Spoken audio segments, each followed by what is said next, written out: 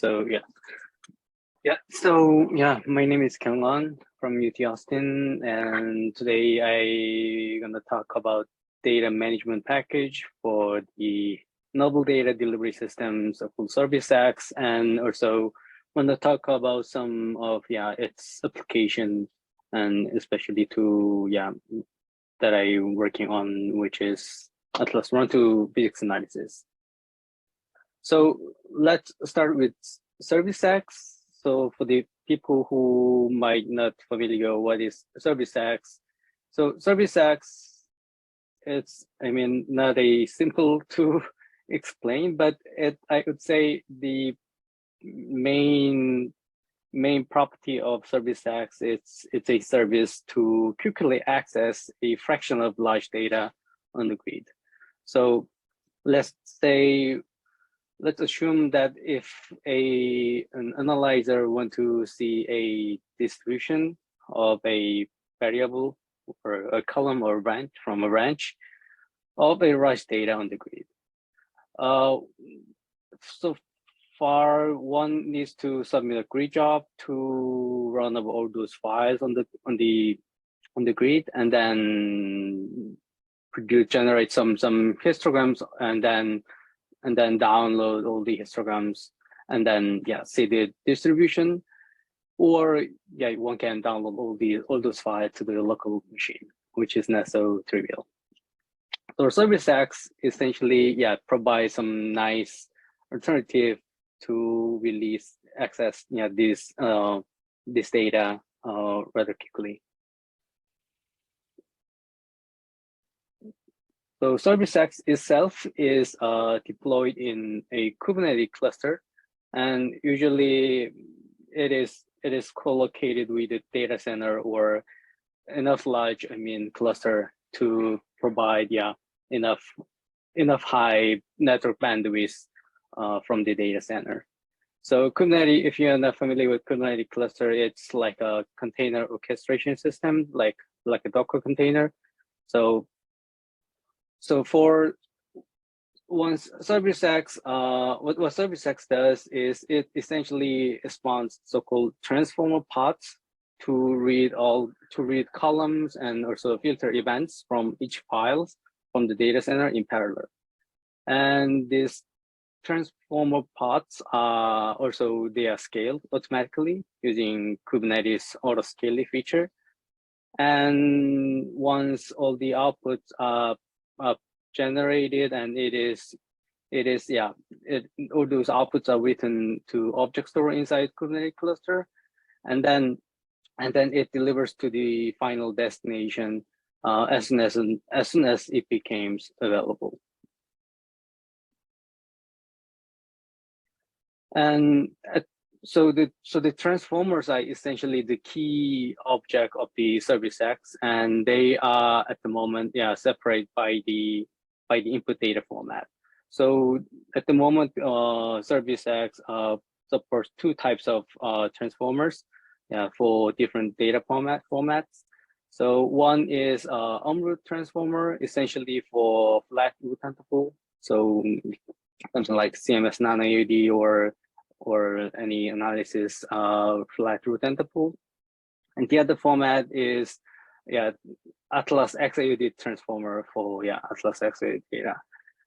And since ServiceX, this transformer is really some core microservice to read and do what you want. So at the moment we have only two kinds of transformers, but also other types of transformers under development, and it includes some transformer for non-LHC high-energy physics experiment.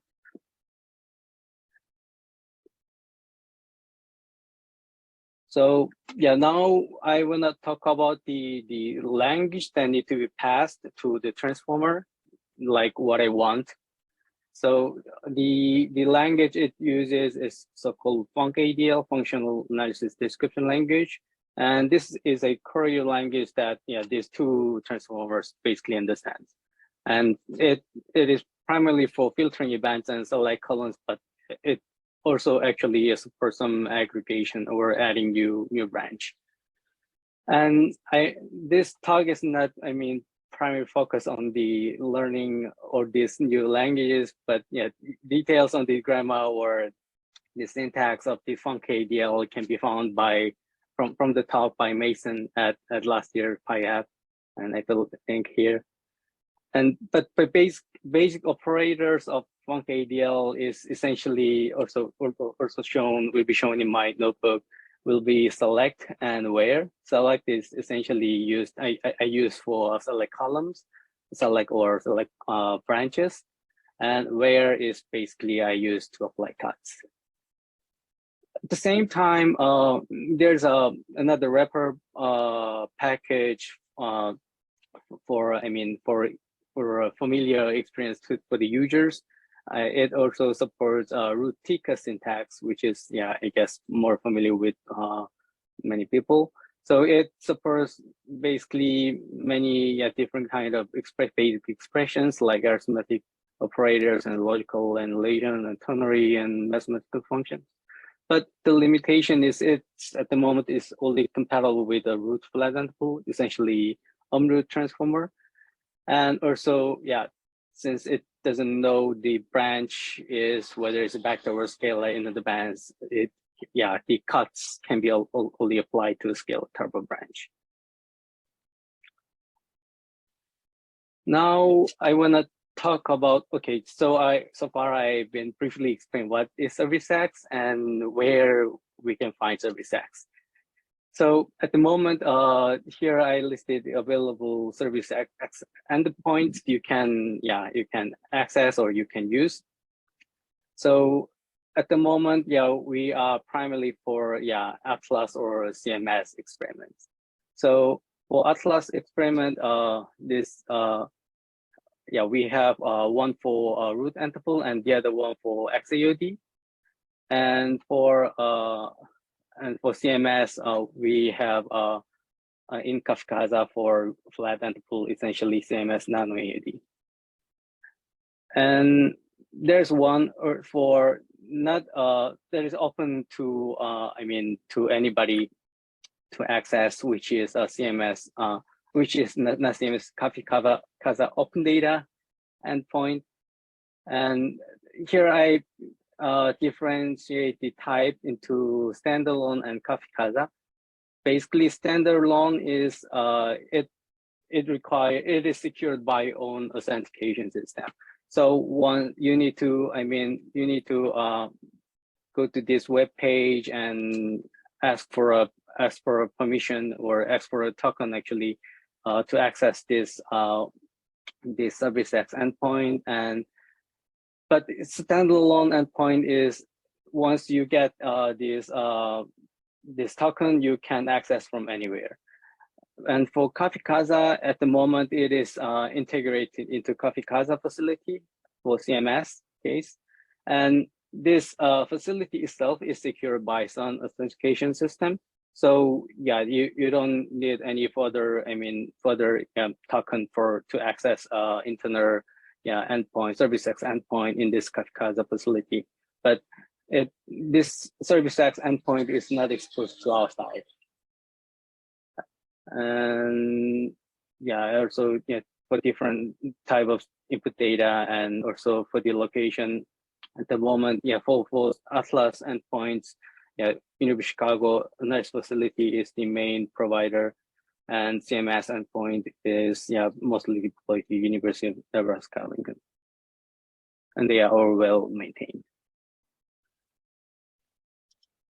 So ServiceX endpoint, except the open data endpoint, it requires a YAML file to access the data because they are experimental data, so they are restricted to only the member of the experiment. So, but this YAML file can have multiple endpoints, maybe not in many cases, but if you want, if you are Atlas member and you want to access XAUD and UMROOT and XAUD and UMROOT endpoint at the same time, you can list many endpoints at the same time. And the structure of the file is like this. So you can use one of these file name to containing the access information. So you need to, for the API endpoint, you need to give the name of each endpoint and endpoint address. Should be the name of the endpoint here. And for experimental, for Atlas, you need to provide a token and the type of the endpoint. And one nice feature I want to mention before I move on to the DataBinder is ServiceX front-end library supports local data cache. So all your ServiceX queries and also data are basically stored in the local temporary directory by default. So if you make the same query on the same data, it doesn't propagate the service request to the upstream or to the ServiceX backend, whether it pulls the data from local cache. But the local cache itself is unbound, so it will grow as you fill up. So you might want to, or you need to essentially change the cache path. Otherwise, it can blow up if you do in your local machine. So you can specify your cache path within this access YAML file. So let me move on to the DataBinder. So DataBinder is a Python library, essentially for easy manipulation of ServiceX delivery requests and also easy handling of delivered data using a single config file. So all you need to use ServiceX is essentially you need to have the ServiceX YAML file to access the ServiceX endpoint and also specify which endpoint you want to access. And you need to, this ServiceX DataBinder. Actually, ServiceX team was planning to have another open data endpoint for a standalone type of open data endpoint, but we don't have yet, but I will update this notebook accordingly. But you can actually go to this copy open data the Casa to follow all this notebook. Okay, let me import this DataBinder. So here is a workflow with ServiceX DataBinder. Once you have this access file in place and also installed DataBinder.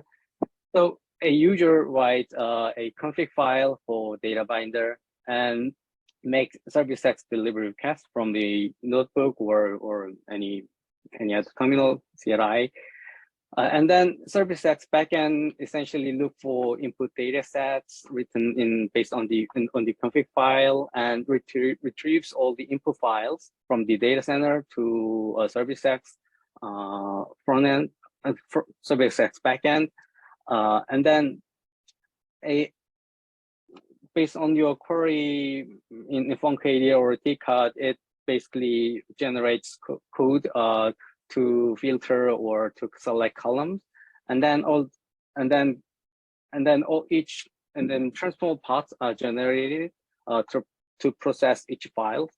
And at the basic or default setting, it generates 10 paths at first for each ServiceX request.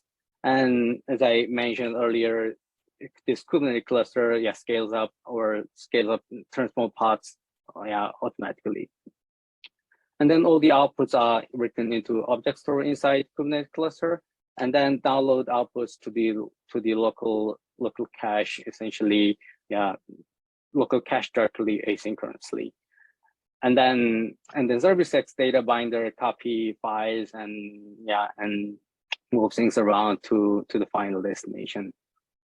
And what is being done by your user is you need to write a config file and then ask for delivery. I want to do simple use case demo. Let's assume a analyzer simply wants to see an electron PT distribution from a large data set on the grid. And let's then write a config file. There are two types of blocks. One is general block and sample block. In general block, you need to specify what is the name of service backend, which you specify in this XF file, and then the output directory, and also what type of format you want to get as output. It supports Parquet or root for root transformer. And this is the name of the output YAML file, which essentially containing all the outputs in dictionary of all the output file paths.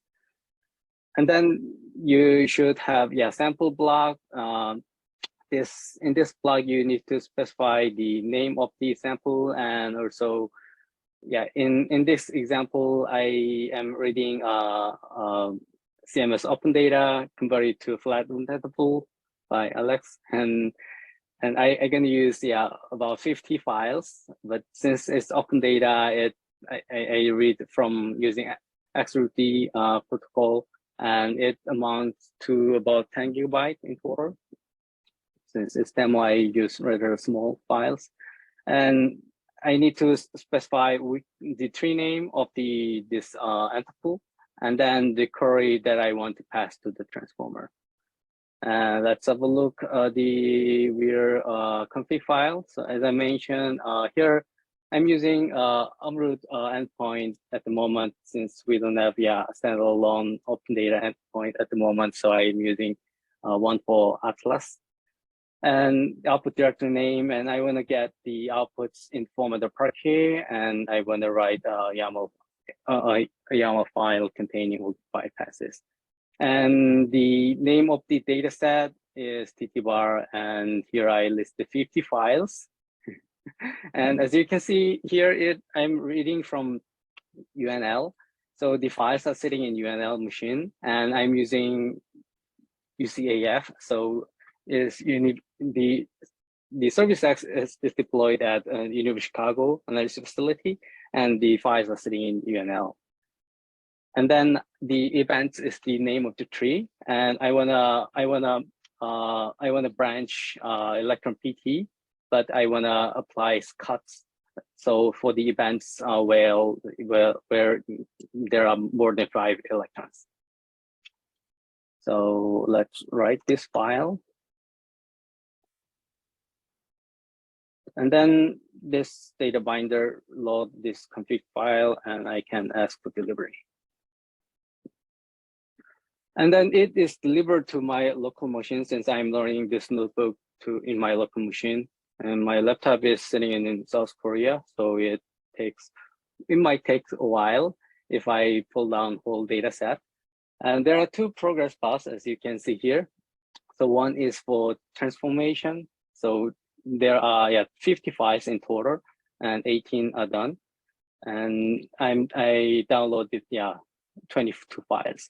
And you can see, okay, it already flipped away, but sometimes it doesn't refresh to accordingly. So download can be higher than transformed. So they are downloaded and also delivered to my laptop. And in addition to the progress bar shown before, you can also monitor this status of transformation in the dashboard. Essentially the web page that I put here for standalone ServiceX endpoints.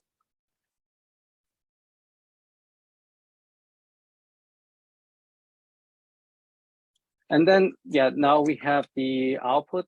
Let's have a look what we have from output. So this output is Python dict. So this has a key of TT bar, and in the TT bar it has key of events. So for the tree name of the tree, and then there are 50 files delivered. And let's make a plot out of these files, these delivered Parquet files. Okay.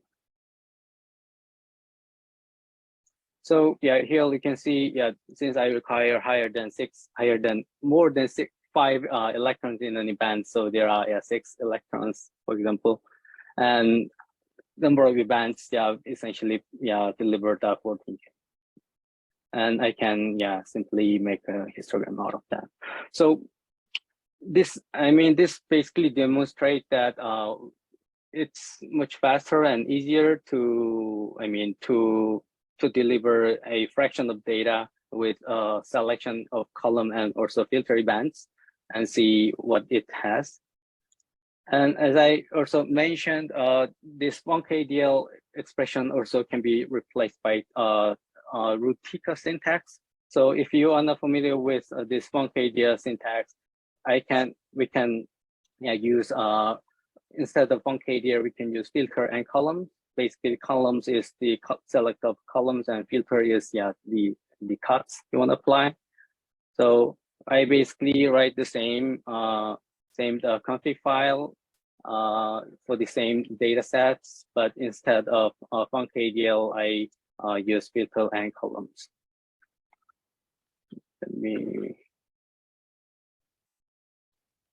Let me ask delivery of the data, and it is done because it doesn't make a new ServiceX delivery request to the ServiceX backend, or rather it gets the data from the local cache, since it is the same query on the same data set.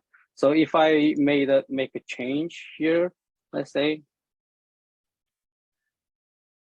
and then now it's different data set, not a different data set, it's different cuts. So it needs to make a new ServiceX request and so on. So yeah.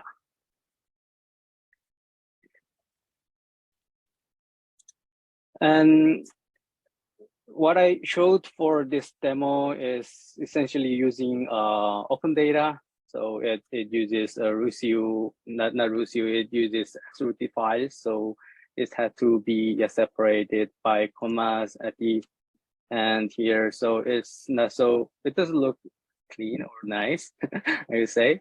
But if you, it's more, it's more practical use for the experimental data behind the NOS. Thus, Rusio, the idea is I think more typical type of data set. Also, it is supported by ServiceX. So let me run Rusio data set.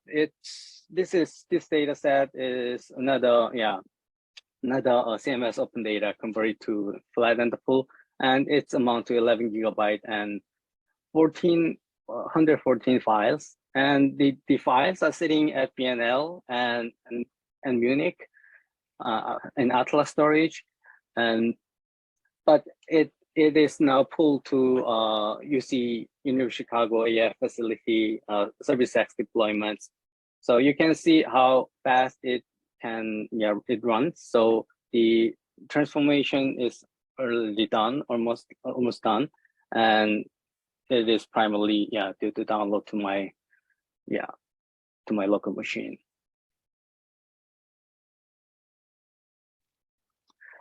So another use case is if analyzer want to exploit ServiceX for physics analysis, it gets more complicated, but we know there are really diverse ways to get results from large data set on the data center. So every analysis and also has own problems and even various needs within an analysis team. So I'm trying to show some examples based on this schematic. So what kind of possible workflows, analysis workflows with ServiceX. So first one is just delivery of root files. So this is minimal change, I think, to the traditional workflow. So an analyzer only use ServiceX, just get selected and filtered branches in the root format. So and then perform all the analysis, all the subsequent analysis with familiar tools like C+ event loop. And the other, this is in this dashed line using only ServiceX for root files, and then doing whatever you already familiar. And the other thing is ServiceX plus Coffea thing. This is what I am basically working on. Is a bit more toward to Python ecosystem. So ServiceX delivers a bunch of Parquet files essentially containing occur arrays. And this core analysis is sitting in Coffea framework. And it just, I use Coffea framework only up to making histograms. And we, in our analysis team, we want to use the same statistical analysis tool to produce final results. And final workflow can be everything in Python ecosystem, ServiceX, Coffea, and Kyungeon essentially under the PyHEP to produce the result. Let me quickly show deliver root files. Deliver root files is very simple in UmRoot for the flat entable. So you just need to change the format from Parquet to root. And this this config file contains 3 samples, data, entity bar, and double jets, and also with the same query. But the only difference maybe is this root file. And I have 3 different data sets here. Let me write this and as for delivery. As you can see here, since now I have defined 3 samples, ServiceX requests are generated basically for each sample, and they are all run in parallel. And also download asynchronously. This is a bug from TQDM. So they are done. And now let's have a look the output files. So now the output have 3 keys for each data, each sample, TT bar and double jets and data. And since we are in Python world, we need to use UmRoot to open root files. Let's have a look at first root files in this TT bar sample. And you can see this has a key of the tree name or events. And this event basically has electron PT delivered. And this n electron PT is automatically added since we use UmRoot essentially to make this root file out of Parquet. And if for my workflow essentially, which is ServiceX plus Coffea workflow, I use a Parquet file since Coffea understand Parquet very well. I don't need to convert that Parquet to root file. So the only change is to Parquet here. And if I ask for delivery, since as before, since it's the same query, so it gets pulled from the local cache. So, and as you can see here, if I change just one line, one query of one sample, like this is, I change only for data here. And then it pulls, it makes another new delivery request only for the changed or updated sample.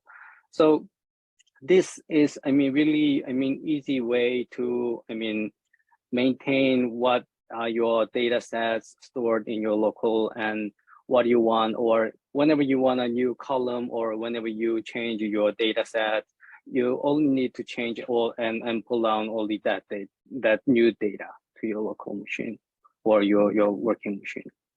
So in my workflow, this is actually the code snippet I took from my code. So as I'm not using work queue. I actually download ServiceX delivered data to our UT local machine, which has enough power, about 40 cores, and I run just Future Executor to run this. And this file sets are essentially what I got from ServiceX DataBinder. So it is really interfaced to Coffee very nicely. And I want to end with advertisement actually. So ServiceX plus Coffee and cabinetry workflow, or AKA RSF analysis grand challenge workflow. It's really, I mean, really fascinating. But yeah, there will be a talk by Alex Hell tomorrow morning or after night, depending on where you are. So yeah, please, yeah, go to this, yeah, this talk, and yeah, I'm sure, yeah, Alex talk gonna be very interesting. And I wanna emphasize, yeah, I think I have 20 seconds, but I want to end my talk with that. Since I'm my demo or my notebook is primarily for Atlas, maybe CMS, but ServiceX itself is really running transformers in parallel and very easily. So this transformer essentially can be transformer for any kind of data format. So for different data, different experiments, or whatever, depending on your need. Yeah, it's really, I mean, versatile, I would say. Yeah, that's all I want to say. Any questions? Okay, great.